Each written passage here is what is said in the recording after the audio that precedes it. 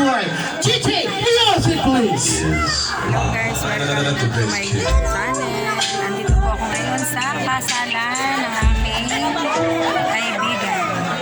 Muli po namin kayong inayahara ngayong gabi dito po sa ating bulwagan, of course, sa ating pong minamahal, ating ginagalang magandang gabi po Bibidyo muna ako. sa lahat ng inyong pagsuway. Ayaw mga ninang. Good evening to everyone. Ha? Binibidyo mo nga. Ha? Ibidyo mo. Okay, opo. So maya-maya po, magbibigyan po natin. Maya-maya yung taga-Katanawan. Kasi sa taga-Katanawan ay may isang ika nga ay representative yata. Yung ninong at ninang ang sasayaw mamaya. No? At ito ay sasabi. Yan! Ate, sino yun? Kumare at kaibigan ni Mamayli. Hindi yun nung katropa yun nung barkadang tagayang gayon. Ano yun? Pwede rin. Tinatanong ko ho sa ate para magkamali ako. Parang wala kayong pwesto pa. Mamaya sa likod. Isang kahon likod. Ay baka humiya kayo likod kayo magkaroon na kayo sa tubigan. Tita, dito po sa kabilang isa. Dito, tingin, ayan. Yan po ay mga kumare ni Ate Mai. Ate ngiti. Yan. Isa pa. Hindi daw nakangiti. Smile. Yan. Oo.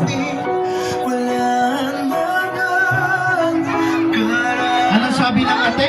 Yung sinabi tinukuhanin ko ulit mamaya. Ganun ba nga? Ay. Mamaya na ulit ate. Marites. Joke po. Huwag po kayo magagalit sa akin. Sige po, yung ating pong mga kasama, yung pong hindi pa mga sumasabi ito pong ating mga taga-sityo Bagong Pook, ala e bayan na San Juan. Para kayo ay nagtatamlayin yata kayo. O tabawasan mo kayo sa hollow block. Talagang sumapit na kapatid lahat. Dito ni Ate Miley.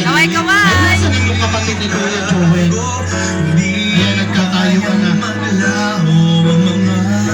Tayo ka sa cellphone.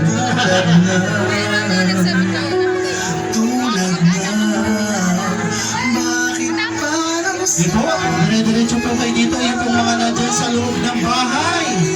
Yung pong mga natin sa mga kusina. Ayan, dahil sasabi diyan tayo yung kapatid ulit ni Ate. Kain na ho yung aso diyan. Kaya na ho yung akin.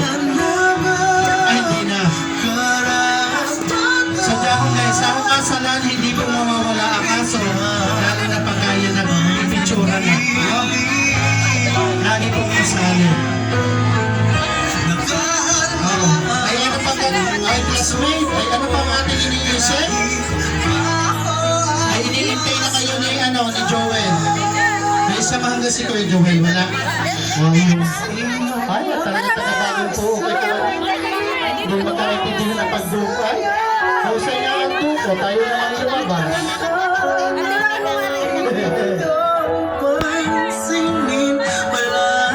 Sige, diretso lang kayo dito, yung ating mga kasama. Yung mga pinsan natin, yung ating mga bagong dating dyan. Ayan, bukas naman po yan ang ating napagayon.